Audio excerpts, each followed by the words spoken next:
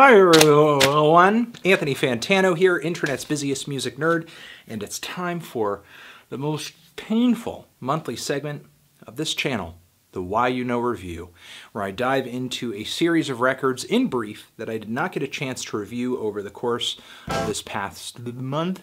So I figured I would talk about them, again, in brief, in this video in sort of a gauntlet fashion. Let the games begin! We know Monsanto sucks. We know Monsanto sucks. We know Monsanto sucks. We know Monsanto sucks. We know Monsanto sucks. We know Monsanto sucks. We know Monsanto sucks.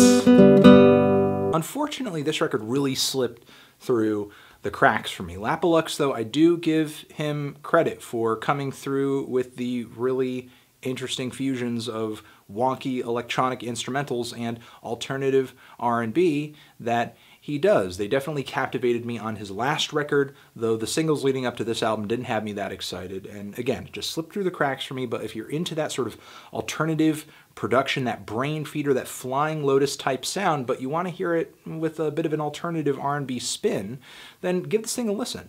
I wouldn't say this record is all that catchy or hard-hitting or anything like that, but it does come forward with a very smooth, sensual, left field vibe. I don't know. I just could not take another so-so comeback record this month. I was just really at my edge with those. So I just sat this one out.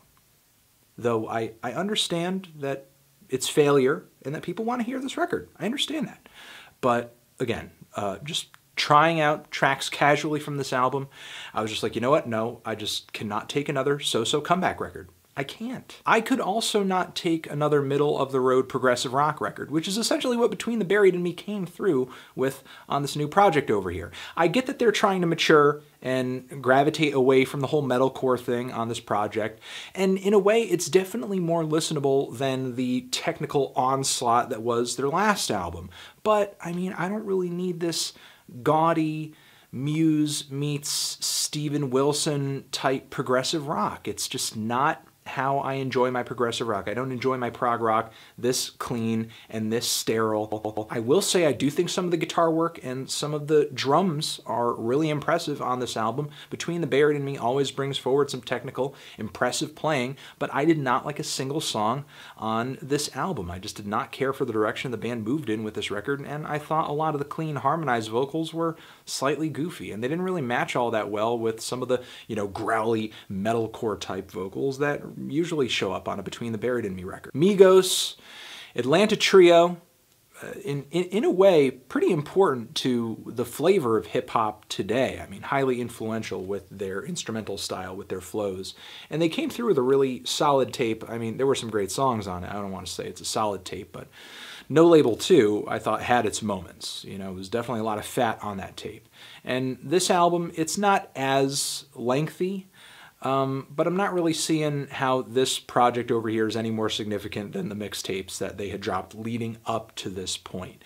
It doesn't really feel like they went bigger or did anything too ambitious on their debut commercial record over here, aside from a few surprise features from a few big names. No! No! No!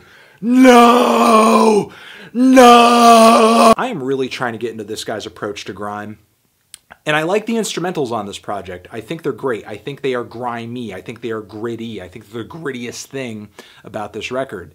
And I could sort of see my way to forgiving the fact that his flow, for the most part, throughout this project is very similar and always has this quick staccato type of delivery with this raspy, just one kind of level of volume and aggression, just every word punching just like this. I appreciate the flow. I appreciate the technique that he puts into this record, but pretty much every song has at least 2 or 3 lines that I have to pause the track because it is so funny and not in the way where it's intending to be funny. Like, you're a piece of shit like an iPhone that is dead. That is just like the weakest insult I've ever heard in my life. Like, if somebody whipped that insult out in 6th grade on the schoolyard, you would be laughed out of the school and probably bullied for the rest of your life. Like, people would remember you at your high school reunion and be like, isn't that the loser that said you're a piece of shit like an iPhone when it is dead? Yeah, that's that guy. This record makes me feel really glad that 2814 is a part of this, I guess, widening of vaporwave. It's embracing other genres more wholeheartedly, and that we're hearing vaporwave that is pulling from pop music, and in this specific case, pulling from ambient music. However, I didn't really think this record was all that evocative. It didn't really create this sense of place that the cover art and that the description sort of implies that it does. Though it was a very smooth and somewhat pretty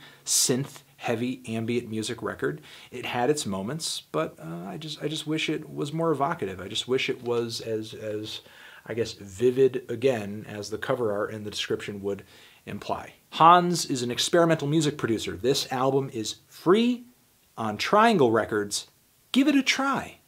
Give it a try. Franz Ferdinand and the fantastic art pop and glam outfit Sparks team up for a collaborative record for an entire album, and it kind of sounds like Franz Ferdinand and Sparks collaborating. It's kind of weird. It's weird to get a collaboration where it sounds like such an even marriage of the two bands coming together to make music for the entirety of the record.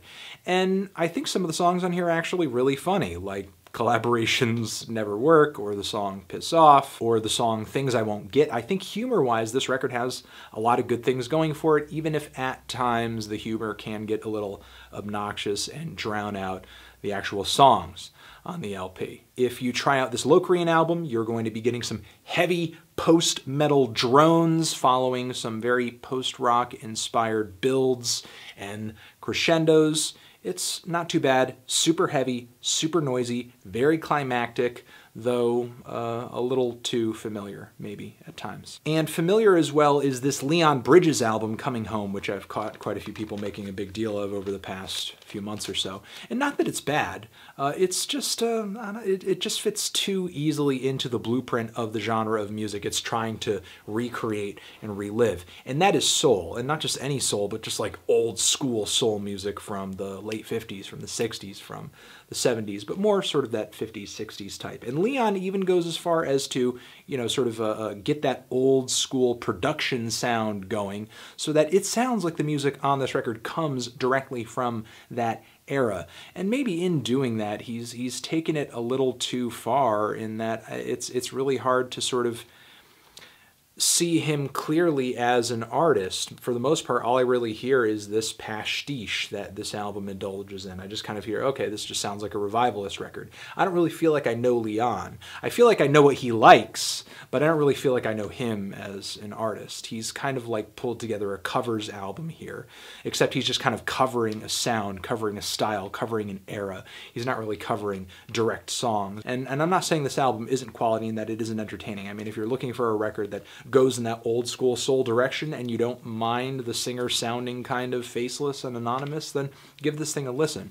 But as far as like Leon as an artist, in comparison with these other soul artists over the years who he's very clearly copying, I'm just having a hard time seeing him. You know, I'm seeing kind of, again, what he likes, and that's old school soul, but who is he as an artist? You know, what is his take? What is his sound? What is his spin on this style? I don't really know. All I really hear here is that he is recreating this style and in a way doing it justice, but not really, you know, putting his own name on it or carving out his own artistic niche within it. But he seems to know this stuff like the back of his hand. And now that it seems like he's mastered it to the point where he can put out a coherent record with this sound, it would be interesting to see him sort of push it a little further and, you know, just put his own spin on it, put his own name on it. And those are essentially my records for the Why You Know review. That's it, man. You're the best. Thank you for watching. Anthony Fantano. Music forever.